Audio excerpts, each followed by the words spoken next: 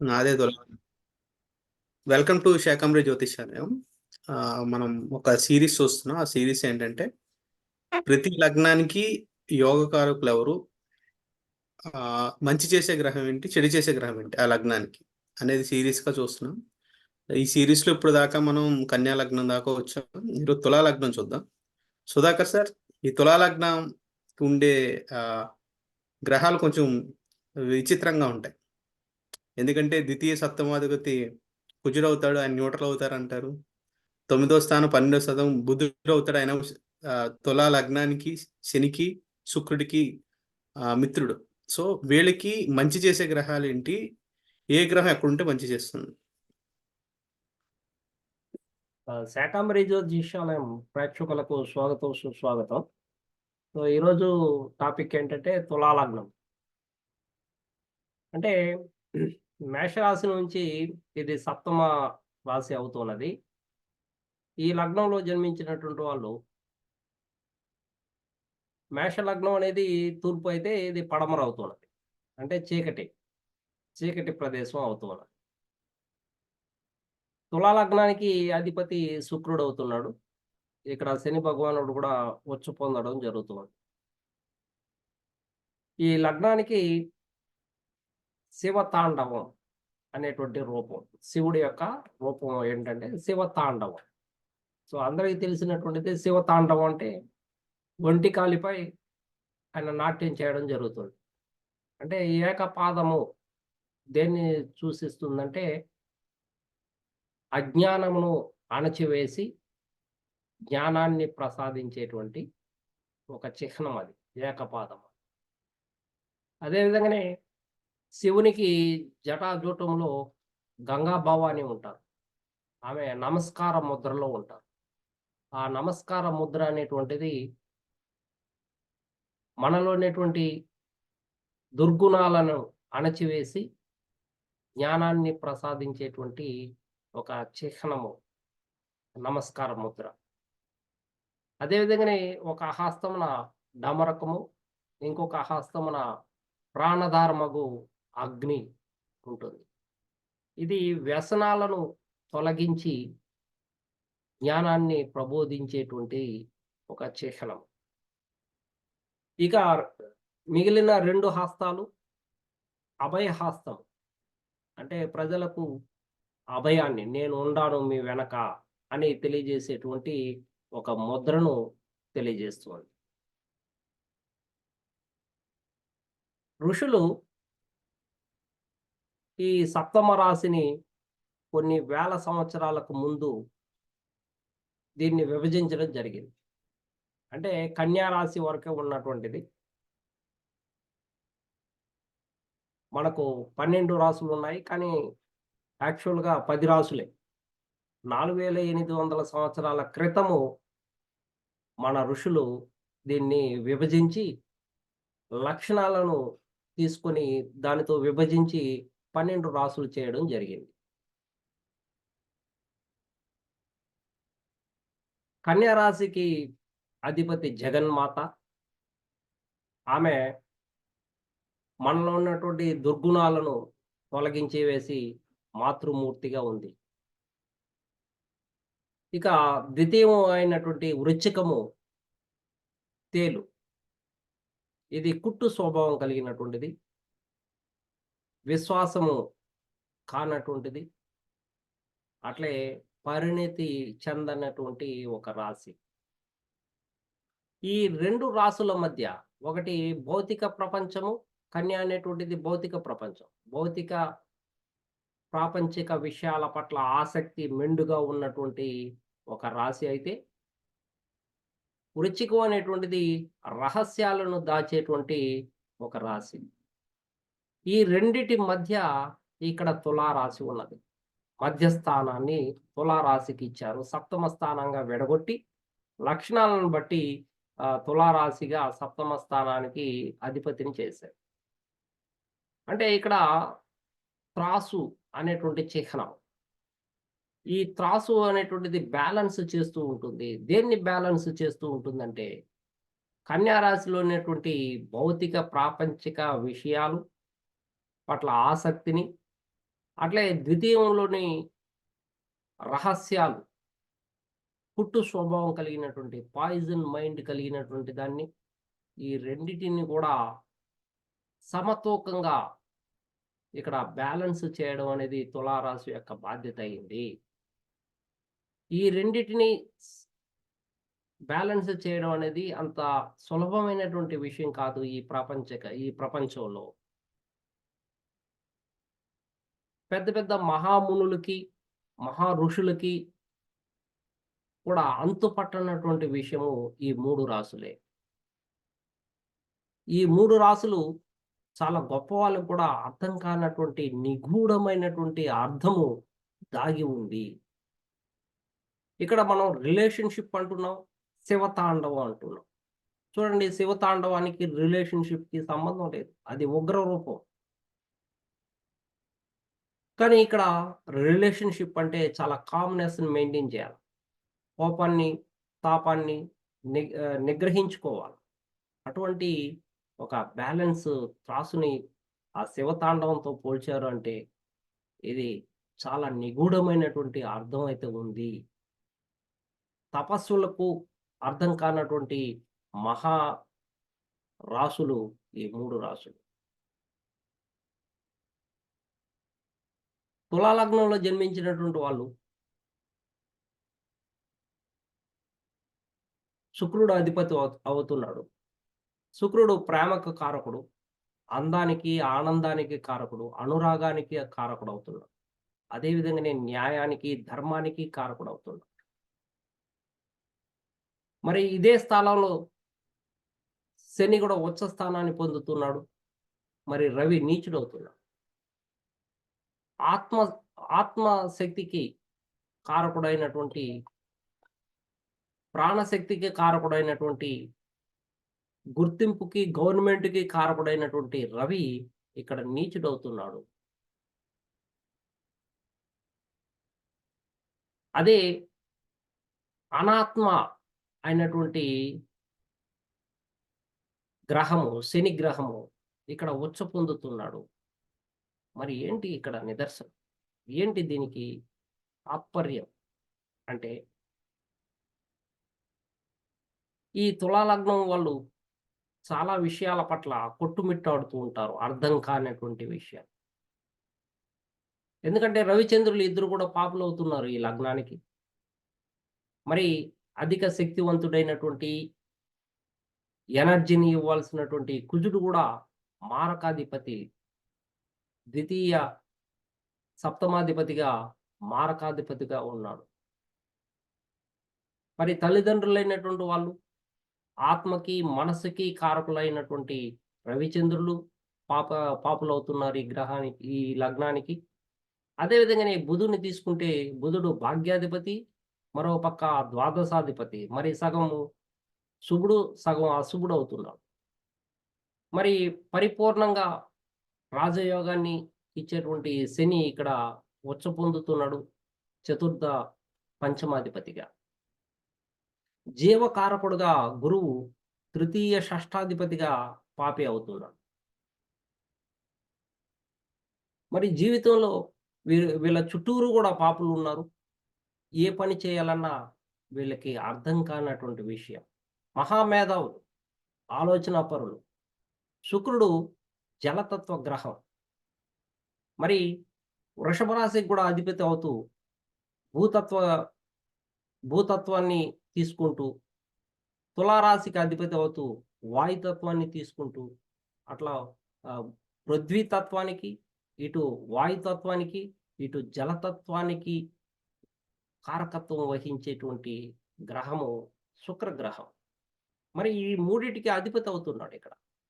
మరి అన్నిటినీ తీసుకొని ఇక్కడ ప్రజా క్షేమాన్ని, ప్రజా నాయకుడుగా వర్ధిల్లుతున్నాడు. ప్రజల యొక్క క్షేమమే అతను జీవితాన్ని నడుపుతున్నాడు. కాబట్టి ఒక గొప్ప రాజకీయ నాయకుడిగా, రాజనీతిజ్ఞుడిగా, ప్రజాక్షేమాన్ని చూసేటువంటి ఒక గొప్ప నాయకుడిగా ఇక్కడ వర్ధిల్లుతున్నాడు.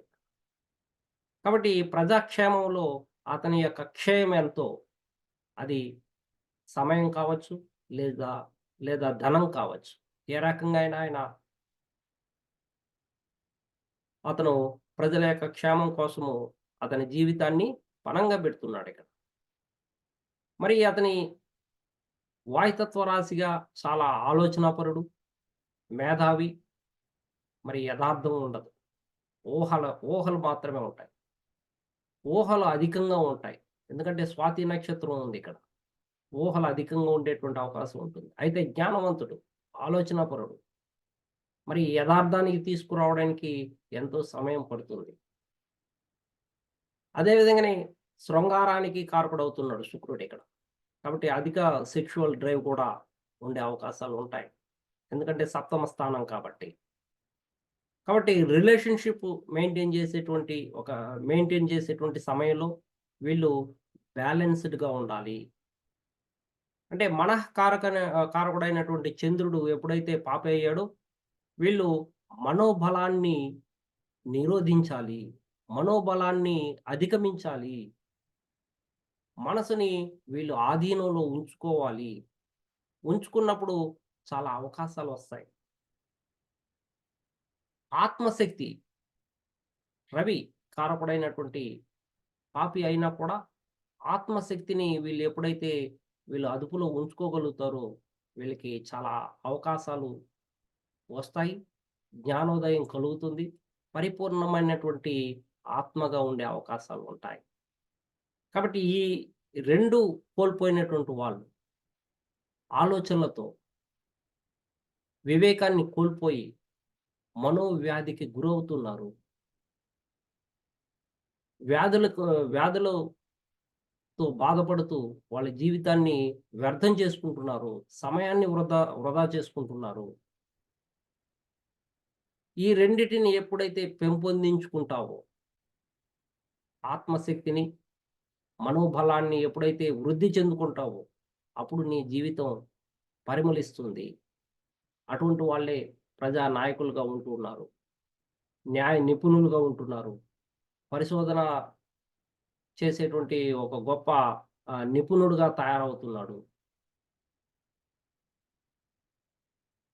న్యాయాన్ని, ధర్మాన్ని కాపాడుతూ ఒక జడ్జిగా, ఒక లాయర్‌గా, న్యాయ వ్యవస్థలో పనిచేసేటువంటి వ్యక్తిగా మారుతున్నాడు. ఒక ఉపాధ్యాయుడిగా, ఒక పని చేసేటువంటి కార్మికుడుగా, ఒక రాజకీయ నాయకుడిగా ఇక్కడ ఈ తులా లగ్నంలో జన్మించినటువంటి వాళ్ళు అవుతున్నారు. సో, ఎవరైతే బహు కష్టాలతో బాధపడుతున్నారో వాళ్ళు శివ అనుగ్రహం పొందాలి. అలా పొందినటువంటి వాళ్ళు సమస్త సమస్యలు మాయమైపోతాయి. ద్వితీయ సప్తమాధిపతి అయినటువంటి కుజుడు ఇక్కడ ప్రబల శత్రువు అవుతున్నాడు. కాబట్టి శత్రువు బలంగా ఉన్నాడు. ఈ లగ్నం బలహీనమవుతున్నది. అంటే నువ్వు బలహీనుడవుతున్నావు. కాబట్టి వాళ్ళని లొంగదీసుకోవాలంటే నువ్వు ప్రేమను చూపించాలా. న్యాయాన్ని చూపించాలా. ధర్మాన్ని చూపించాలా. అప్పుడు మాత్రమే నీ శత్రువు నీకు లొంగుతాడు. వాళ్ళు మాత్రమే నాయకులవుతున్నారు. వాళ్ళు మాత్రమే గొప్ప భర్తగానో, భార్యగానో జీవిస్తూ ఉంది. సంసార సుఖాన్ని అనుభవిస్తున్నారు. ఎవరైతే కోపాన్ని ప్రదర్శిస్తారో, ఎవరైతే దూకుడుని ప్రదర్శిస్తారో, ఎవరైతే మనోబలాన్ని పోగొట్టుకుంటారో, ఎవరికైతే ఆత్మశక్తి సరిగ్గా ఉండదో, వాళ్ళు సంసారంలో కొట్టుమిట్టాడుతూ విడాకులు కూడా తీసుకునేటువంటి పరిస్థితిని కల్పిస్తూ ఉన్నారు. అదే విధంగానే భాగ్యాధిపతి అయినటువంటి బుధుడు ద్వాదశాధిపతి కూడా. కాబట్టి బుధుడు చాలా వివేకాన్ని, ఆలోచనలను, తెలివితేటలని, తార్కిక మనస్సుని అంటే లాజికల్ మైండ్‌ని కల్పిస్తున్నాడు. కాబట్టి లాజిక్‌గా ఎలా సర్దుకుపోవాలో వీళ్ళకి బాగా తెలుసు. ఏ సమయంలో ఎలా ఉండాలో వీళ్ళకి బాగా తెలుసు. అన్ని సందర్భాల్లోనూ ఒకే రకంగా ఉండరు. వీళ్ళు వాయువులాగా, పొగలాగా ఒక చోటు నుండి ఇంకో చోటికి కదులుతూ ఉంటారు. వీళ్ళు స్థిరమైనటువంటి వాళ్ళు కాదు. వీళ్ళ జీవితంలో కూడా అనురాగం అనేది స్థిరంగా ఉండదు. కాబట్టి ఇక్కడ వివేకాన్ని ఇచ్చేటువంటి బుధుడు శుక్రుడికి మిత్రుడైన ద్వాదశాధిపత్యం కూడా ఉండడం వల్ల వీళ్ళు ఖర్చుల విషయంలో చాలా ఆచితూచి ఆలోచించి ఖర్చు చేయాలా? లేకుంటే అది నష్టాల రూపంలోకి వెళ్ళే అవకాశాలుంటాయి. వివేకం లేకపోతే వాళ్ళు సంసారంలో సుఖాన్ని అనుభవించలేరు. వివేకం లేకపోతే వీళ్ళు చాలా నష్టపోతారనే దానికి ద్వాదశాన్ని సూచిస్తుంది.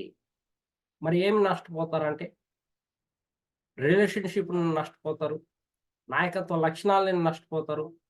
మానసికంగా వ్యధ చెందుతారు అనేదానికి ఈ బుధుడు ద్వాదశాధిపత్యం లభించడం జరిగింది. బుధుడు నాడీ మండల వ్యవస్థ కూడా అధిపతి అవుతున్నాడు. కాబట్టి న్యూరో ప్రాబ్లమ్స్ కూడా వచ్చే అవకాశాలుంటాయి. మనస్థిమితం పోగొట్టుకునే అవకాశాలు కూడా ఉంటాయి.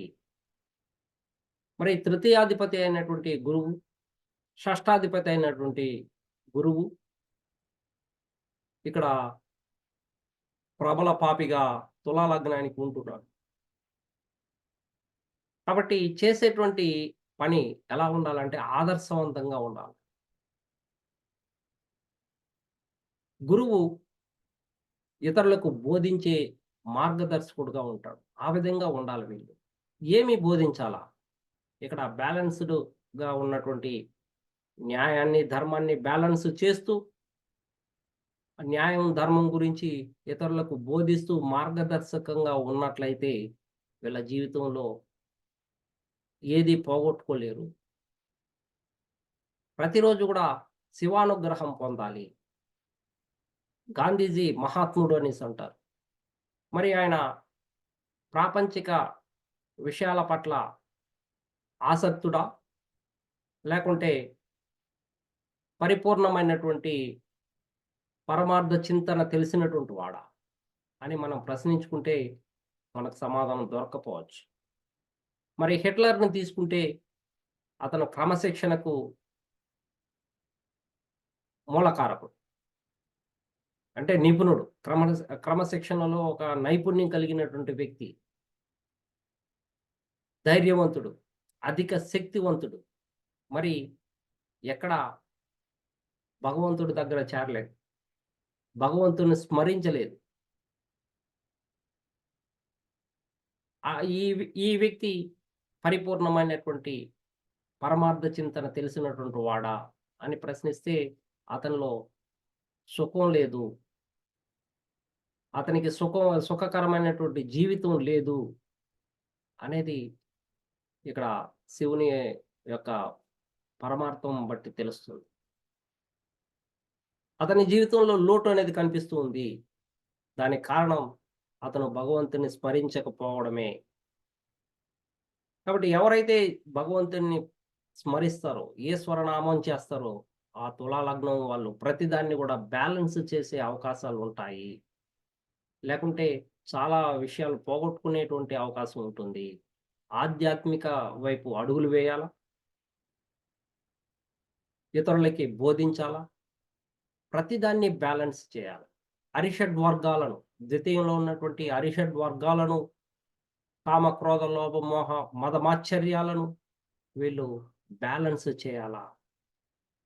అదే విధంగానే కన్యలో ఉన్నటువంటి ప్రాపంచిక సుఖాలు, వస్తువులు వాటిని బ్యాలెన్స్ చేయాలా? ఎక్కడా గాని మితిమీరిన ఏది సాధించలేవు. ఎందులోనూ నీకు సుఖం అనేది దక్కదు అనేది ఈ తులా లగ్నం తెలియజేస్తా ఉంది. ఓవర్ టు బిద్రస్ సార్. ఈ తులా లగ్నానికి రవి లాభాధిపతి, మళ్ళీ బాధకాధిపతి. సో రవి ఎక్కడుంటే వీళ్ళకి లాభాలు వస్తాయి, ఎక్కడుంటే బాధలు వస్తాయి. రవి లాభాధిపతి, మీరు చెప్పినట్లు బాధకాధిపతి కూడా. కాబట్టి వీళ్ళకి ఆరోగ్యము అనేది సరిగ్గా ఉండదు తులా లగ్నం వాళ్ళకి. అది మనోచింతన కావచ్చు, లేదా అనారోగ్యం కావచ్చు. దానికి కారణం ఏంటంటే, అంటే సప్తమ రాశి ఏం తెలియజేస్తుందంటే కడుపు ఆహ్, బొడ్డు కింది భాగాన్ని సూచిస్తుంది. కాబట్టి పొత్తి కడుపులో వీళ్ళకి సమస్య ఉండే అవకాశాలుంటాయి. మూత్రపిండాలకు సంబంధించినటువంటి సమస్యలుండే అవకాశాలుంటాయి. సో యూరినరీ ప్రాబ్లమ్స్ ఉండే అవకాశాలు ఉంటాయి. కాబట్టి వీళ్ళు బాధకాధిపతి దశ జరిగేటప్పుడు వీటి పట్ల చాలా జాగ్రత్తలు తీసుకోవాలి. వాటర్ ఎక్కువగా తీసుకోవాల్సినటువంటి అవసరం ఉంటుంది. తర్వాత బాధకాధిపతిగా లగ్నంలో గాని ఉంటే వీళ్ళు ఉద్యోగం కంటే బిజినెస్ చేస్తే బాగా రాణిస్తారు. ఆ బిజినెస్ కూడా న్యాయంగా, ధర్మంగా చేసినటువంటి వాళ్ళు గొప్పగా రాణించేటువంటి అవకాశాలుంటాయి. ఇక రవి సప్తమంలో ఉంటే ఎదుటి వాళ్ళు చాలా పవర్‌ఫుల్‌గా ఉంటారు. ఇప్పుడు భర్త అనుకోండి చాలా పవర్‌ఫుల్‌గా ఉంటాడు. భార్య అనుకోండి ఆమె కూడా ఉద్యోగం చేసేటువంటి ఆమెకు వస్తుంది. అహంకారంతో ఉంటారు. సో రాజుకున్నటువంటి అలంకారం ఏంటంటే అహంకారం. కాబట్టి ఆ అహంకారంతో ఉంటారు. ఆలస్య వివాహాలయ్యే అవకాశాలుంటాయి. సప్తమంలో ఉన్నటువంటి వాళ్ళు. సో అన్ని రకాలుగాను వీళ్ళ జీవితంలో కొంత నష్టపోయేటువంటి అవకాశాలుంటాయి సప్తమంలో రవి ఉన్నప్పుడు. అదే లగ్నంలో ఉంటే పర్లేదు. శుక్రుడు తోడా చేరినప్పుడు మాత్రమే వీళ్ళకి అన్ని, అన్ని సుఖాలు దక్కే అవకాశాలుంటాయి. అదే రవి ఇక్కడ తులా లగ్నంలో రవి ఉండి శని కూడా ఉన్నాడనుకోండి. వీళ్ళు భిన్నమైనటువంటి అభిప్రాయాలు కలిగి ఘర్షణ వాతావరణం ఏర్పడే అవకాశాలుంటాయి. సో ఆందోళన చెందే అవకాశాలుంటాయి. కాబట్టి రవి లగ్నంలో ఉన్నప్పుడు శుక్రుడు ఉంటే బెటర్‌గా ఉంటది గానీ, శని ఉంటే మాత్రం చాలా సమస్యలతో కూడుకున్నటువంటిదిగా ఉంటది. అట్లే శుక్రుడు ఇక్కడ లగ్నాధిపతి, అష్టమాధిపతి అవుతుంది. కాబట్టి ఎంత సుఖాన్ని, సంతోషాన్ని, ప్రేమని, ఆనందాన్ని, అనురాగాన్ని ఇచ్చినా వాళ్ళు అష్టమ భావాల యొక్క భావాల్ని కూడా వీళ్ళు స్వీకరించాల్సినటువంటి అవసరం ఉంది జీవితంలో. అంటే నువ్వు ఎంత సుఖాన్ని అనుభవించినా సో దైవత్వం కలిగి ఉండాలా? రహస్యమైనటువంటి విషయాల్ని తెలుసుకొని 10 మందికి వెలుగునివ్వాలా? అంటే ఇతిహాసాలు తెలిసుండాలా? అది 10 మందికి పంచాలి. అది న్యాయం కావచ్చు, న్యాయం గురించి కావచ్చు, ధర్మం గురించి కావచ్చు, జన్మల గురించి కావచ్చు, ఏదైనా ఒక విద్య నేర్చుకొని అది 10 మందికి తెలియచేయాలా అనేటువంటిది ఇక్కడ శుక్రుని యొక్క ప్రధానమైనటువంటి అష్టమ భావం యొక్క ఉద్దేశం. అదే శుక్రుడు, బుధుడు కలిస్తే ఇది ఇంజినీరింగ్ యాస్పెక్ట్‌ని సూచిస్తుంది. సో, ఇంజినీరింగ్‌లో వీళ్ళు తెలియనటువంటి విషయాల్ని తెలిసేటట్లు కనిపెట్టేటువంటి భావం గూడా ఉంటుంది. చాలా గొప్పగా ఇంజినీరింగ్ ఫీల్డ్‌లో రాణించేటువంటి అవకాశాలుంటాయి. సంగీత, సాహిత్య, కళా రంగాల్లో కూడా సినిమా రంగాల్లోనూ గొప్పగా రాణించేటువంటి అవకాశాలు ఇక్కడ శుక్రుడు, బుధుడు కలిసినప్పుడు ఉండే అవకాశాలుంటాయి. మంచి సింగర్‌గా, ఒక డాన్సర్‌గా, సినిమా ఫీల్డ్‌లో ఒక సెలబ్రిటీగా రాణించేటువంటి అవకాశాలు ఉంటాయన్నమాట. రాహు, శుక్రుడు కలిసినా కూడా వాళ్ళు యానిమేషన్ రంగాల్లో గాని, డిజిటల్ రంగాల్లో గాని, ఆ ఫీల్డ్‌లో బాగా రాణిస్తారు అని చెప్పవచ్చు. ఈ లగ్నానికి రాహుకేతువులు ఎక్కడుంటే యోగిస్తారు? ఈ లగ్నానికి రాహు అష్టమంలో ఉంటే ఉచ్చుడవుతున్నాడు. అదే కేతువు ద్వితీయంలో ఉచ్చుడవుతున్నాడు. ఇక్కడ అష్టమంలో రాహు ఉచ్చుడుగా ఉన్నప్పుడు వీళ్ళకి సంపద, భోగభాగ్యాలు ఎక్కువగా వచ్చే అవకాశాలుంటాయి. సో, ఎన్నో ఇండ్లు కట్టుకోవడము, ఎన్నో భవనాలు కట్టడము, అట్లే వాహనాలు కొనడము, ఈ విధంగా స్వ ప్రాపంచిక సుఖాలు పూర్తిగా అనుభవించేటువంటి అవకాశాలుంటాయి రాహువు అష్టమంలో ఉన్నప్పుడు. అయితే ద్వితీయంలో ఉన్నటువంటి కేతువు ఇక్కడ కేతువు కూడా ఉచ్చుడు అవుతున్నాడు. అదే సందర్భంలో వీళ్ళు పరివర్తన యోగం గూడా వస్తుంది వీళ్ళకి. అంటే మార్పు చెందేటువంటి అవకాశాలు కూడా ఉంటాయి. ఎంత అనుభవించినా వీళ్ళలో ట్రాన్స్‌ఫర్మేషన్ అనేది జరుగుతుంది అనేది సూచిస్తుందనమాట. అంటే ఈ లగ్నంలో పుట్టినటువంటి వాళ్ళు దేన్ని పూర్తిగా అనుభవిస్తారు అని చెప్పలేమనమాట. సో, అన్ని రకాలుగాను వీళ్ళు కొంత అప్స్ అండ్ డౌన్స్‌గా సుఖాల్ని, దుఃఖాల్ని సమతూకంగా వీళ్ళు అనుభవించేటువంటి అవకాశాలుంటాయి. ఎందుకంటే చాలా గ్రహాలు పాపగ్రహాలు అవుతున్నాయి. పాప ఇండ్లు ఉన్నాయి. కాబట్టి ఎంత సుఖాన్ని అనుభవించినా దానికి తగినట్టు దుఃఖం ఉంటుంది, నష్టం ఉంటుంది, కష్టం ఉంటుంది. అందువల్ల ఈశ్వర అనుగ్రహం పొందాలి అని తెలియజేస్తుంది.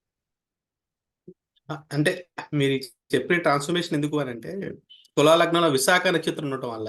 అంటే విశాఖ అంటేనే 2 శాఖలు. అంటే ఫస్ట్ ఒక జాబ్ చేయటం, మళ్ళీ ఇంకొక జాబ్‌కెళ్ళటం అలా ఉంటుందా వీళ్ళకి? విశాఖ అంటేనే అక్కడే కనిపిస్తుంది. అంటే 2 అంటే బ్రాంచ్ అన్నమాట. అంటే వీళ్ళలో 2 ఆలోచనలు ఉంటాయి. అది నంబర్ 1, నంబర్ 2. 1 ఫెయిల్ అయిందనుకోండి, వెంటనే అప్లై చేస్తారు రెండోది. అంటే ఆలోచించరు. ఆల్రెడీ ఉంటుంది వీళ్ళ మైండ్‌లో అప్లై చేయడం ఒకటే. కాబట్టి ఒకటి ఫెయిల్యూర్ అయిందంటే, రెండోది అప్లై చేస్తారు. అది విశాఖకు ఉన్నటువంటి లక్షణం అన్నమాట. ఇక్కడ స్వాతి నక్షత్రం ఉంది. చాలా పవర్‌ఫుల్ నక్షత్రము. అన్ని నక్షత్రాల్లో బాగా ఆహ్, బ్రైట్‌గా చాలా నక్షత్రాలుంటాయి స్వాతిలో. అందువల్ల స్వాతి నక్షత్రంలో ఆహ్, ఈయన లక్ష్మీ నరసింహస్వామి ఆహ్, దేవుడు జన్మించడం జరిగింది. జన్మ నక్షత్రం అది. లక్ష్మీ నరసింహస్వామి యొక్క జన్మ నక్షత్రం. అటువంటి పాపాల్ని, దుష్ట శక్తుల్ని నశింపజేసేటువంటి శక్తి లక్ష్మీ నరసింహస్వామికి ఉందనమాట. ఆ విధంగా ఆ నక్షత్రంలో జన్మించినటువంటి వాళ్ళు చాలా బ్రైట్‌గా జీవితంలో కీర్తి ప్రతిష్టలు, ధన భోగ భాగ్యాలు అనుభవిస్తూ అదే సందర్భంలో దుష్ట శక్తులను గూడా వాళ్ళు హరించేటువంటి అవకాశం గూడా వాళ్ళకి ఉంటుందనమాట. సాక్షాత్తు వాయుదేవుడు. సో, కాబట్టి ఆంజనేయుల స్వామిని వాళ్ళు ప్రార్థిస్తే వాళ్ళకి అధికమైనటువంటి శక్తి వచ్చే అవకాశాలుంటాయన్నమాట. అట్లే చిత్తా నక్షత్రం ఉంది. అందువలన ఇంజినీరింగ్ ఫీల్డ్ అనమాట. సో, చిత్తా నక్షత్రం అంటే సాక్షాత్తు ఈయన మన విశ్వకర్మ. ఆయన దేవతలకి ఇంజినీర్ గదా! కాబట్టి ఎవరెవరికి ఏ దేవుళ్ళకి ఏ రకమైనటువంటి ఆయుధాలు ఇవ్వాలనో, ఆ రకమైనటువంటి ఆయుధాలు తయారు జేయాలంటే గూడా ఆయనే కారకుడనమాట. కాబట్టి విశ్వకర్మ తయారు చేయలేనటువంటిదంటూ ఏమి లేదు. ఎంతో ఆలోచనలు ఎన్నో ఆలోచనలతో తయారు చేస్తాడు. ఊహలతో తయారు చేస్తాడు. అక్కడ ఊహలు అధికంగా ఉంటాయి అనేది చెప్పడానికి కారణం ఆ రాహువు అనమాట. ఆ ఊహలు అందరికి రావు. అందరికి వచ్చేటువంటి ఊహలు కాదు రాహువు ఇచ్చేటువంటివి. కాబట్టి రాహు ఇచ్చినాడంటే అది చాలా అద్భుతంగాను ఎవరు ఆలోచించలేని, ఊహించలేనటువంటి ఆలోచనలు ఇస్తారు కాబట్టి, ఈరోజు మనం త్రిశూలాన్ని చూడండి చాలా అద్భుతంగా ఉంటుంది. ఇది ఎలా తయారు చేసినారు? ఎవరికొచ్చింది ఆలోచన అన్నట్టుంటుంది. సో, సుబ్రహ్మణ్య స్వామి దగ్గర ఉన్నటువంటి ఆ శూలం తీసుకోండి ఎలా ఉంటుందో. ఆ విధంగా విష్ణు చక్రం విష్ణు దగ్గర ఉన్నటువంటి చక్రం చూడండి. సుదర్శన చక్రం. అవి మనకు అద్భుతంగా ఉంటుందన్నమాట. అటువంటి ఆలోచనలన్నీ కూడా విశ్వకర్మకి అబ్బుతుంది. అందువలన ఇంజినీరింగ్ ఫీల్డ్‌లో కొత్తదనాన్ని తీసుకొస్తారు. వీళ్ళు వ్యూహాత్మకంగా ఉంటారు. ఆలోచనాపరులుగా ఉంటారు. మేధావులుగా ఉంటారు అని చెప్పడానికి నిదర్శనం అన్నమాట. ఈ 3 నక్షత్రాలనేవి. Thank you Sudhakar sir. Thank you sir. Thank you.